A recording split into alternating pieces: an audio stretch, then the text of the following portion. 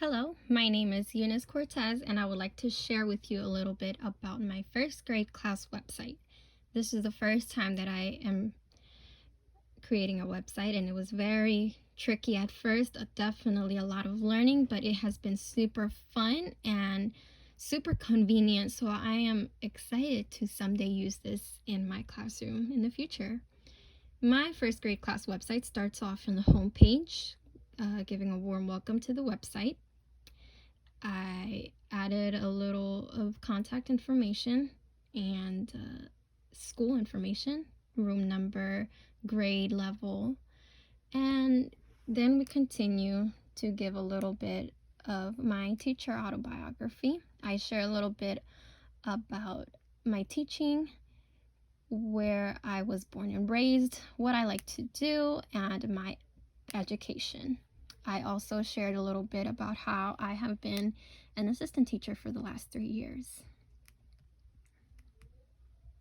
The next tab is my class schedule.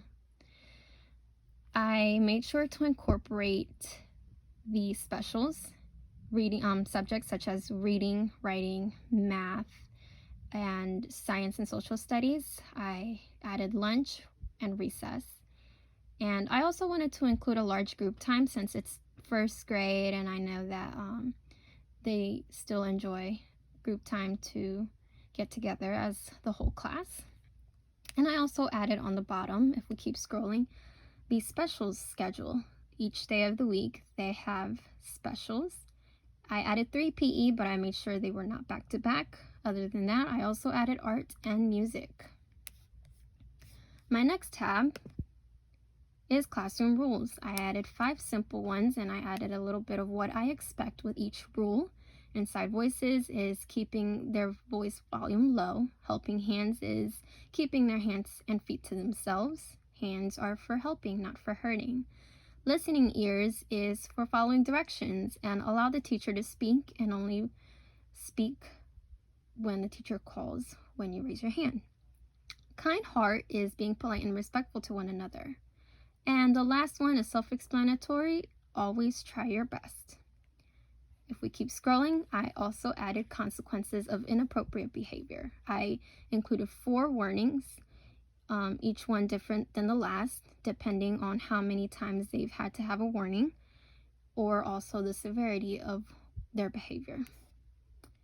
The next tab, weekly lessons. I made this kind of more in general of what they will be learning each week, since this is more continuing rather than start of the school year. It has a little short preview of what they will be doing each week depending on the subjects. They have one for reading, writing, math, social studies, and writing. My next tab is community. As you can see, I also added a drop down to host the community resources tab and community events tab. If we click on community resources, I included 4 resources that are useful to the community. The first one is a community guide for those who aren't English speakers. These community guides at La Esperanza focus on providing navigation services to the Hispanic community. What they do is assist those who need help with various things, such as filling out forms, applications, discussing financial aids, needing to do phone calls, reading and interpreting letters and bills and stuff like that. But they are very great at using their bilingual skills, Spanish and English, to translate for those who do not speak English. I have their contact information right there. The next one, Adopt a Family. At first, when I saw it, I thought it was for those who want to adopt children, but this program is more like adopt a student, adopt a mom, so those who donate can specify who they are helping. It's kind of like adopting, but it's not really adopting, it's just choosing who you are to help. For example, adopt a student is where people donate supplies that students need.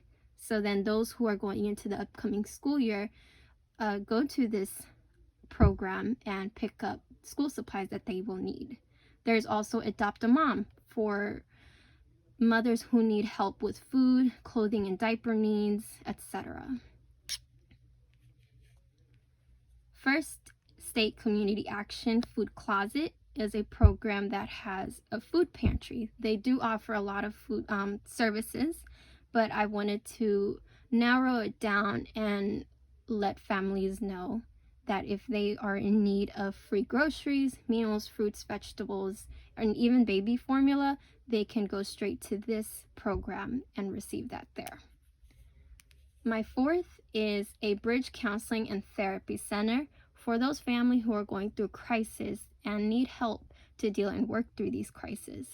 This center has high quality therapists that assist in promoting mental health, and they can go through any crisis with families that have to do with family counseling, couples counseling, anger management, and trauma.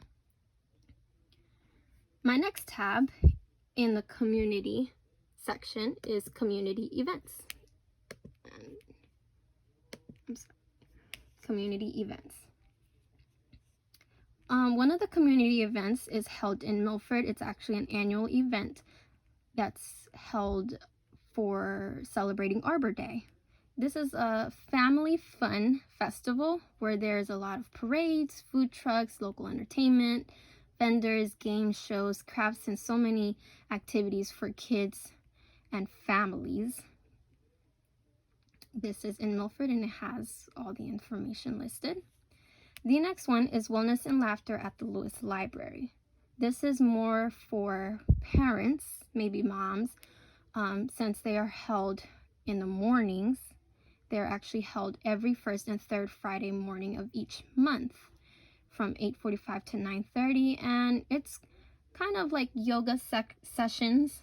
This event is with it has breathing exercises and laughter techniques to boost social health, and it also helps reduce diseases by promoting emotional, mental, and physical health. I also included the website and the phone number for more information. This next one I liked very much because this is virtual, but it is very fun for families to do at home. So what they do is they go to the Facebook page that I have listed, that I have included, and they message the person who is in charge of the Facebook page, and they purchase a kit. So this person drops off the kit at their front door, and then on the date and time scheduled, they join in to get crafty and make a cactus rock garden. I think this is very fun for families to do at home, and it's pretty cool because it's a scheduled day and time, and it kind of gives kids it gets them looking forward to something to do. This next one is Feeding Time at the DuPont Nature Center. It is in Milford, Delaware, and it's on May 9th at 10:30. And families can go in with their kids and they learn about aquatic animals and enjoy the experience of feeding them, which is very fun. I know kids would enjoy that experience. The next tab is the blog section. I kind of wanted to incorporate the whole situation we've been going through lately on quarantine. I kind of wanted to make this a little realistic, and for example, this one is quarantine ideas where parents can post different things that they like to do with their kids at home. And what I say here is basically I want to create a separate tab, a new tab on fun ideas and activities that families can do at home. And if families want to post ideas or suggestions, it would be great so that I have more to post. I have another one about the end of the year if there's any questions, comments, or concerns. And then this one at the top is in general. So if parents have any questions or concerns that is not already on the website, they can do so there. The last section is contact information.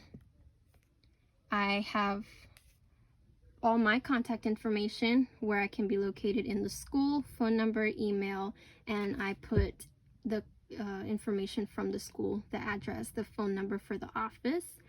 And I have a section right here where parents can contact directly from the website. That is onto my website, but it is very cool, and I'm so glad to have had this assignment to help me learn.